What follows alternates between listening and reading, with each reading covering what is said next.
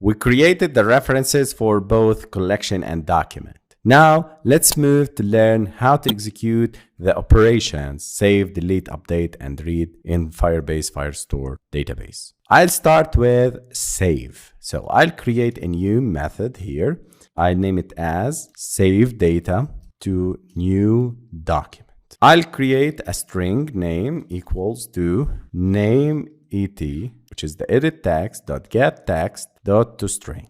I'll get the data from the edit text name and the edit text email. And when the users click on the save data, it will be sent to the database. So for that, I'll create another string called email equals to email et dot get text dot to string.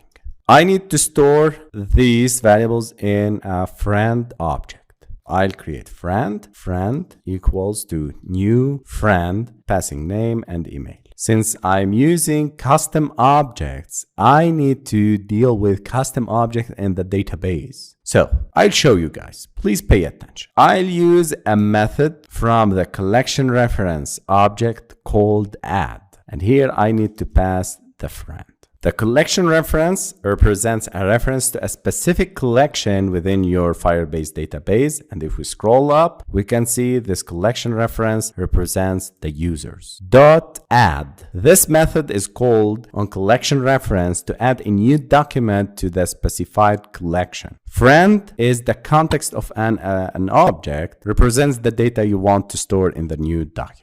This data, this friend object will be serialized and stored in the new document. So this is how we add a new document to a collection. Also, you can handle the success and the failure of this operation by adding here .add on success listener, new on success listener, and you can see the on success method is overridden. The document has been successfully added and the document reference contains its ID. And also, if you can check the document reference to get the ID, you can use string document ID.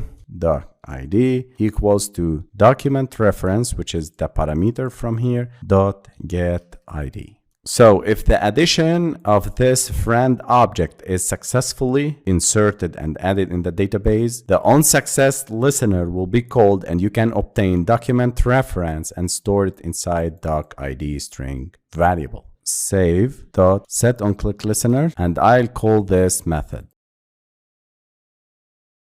There is a problem. I missed the manifest here to add the user's permission. Internet.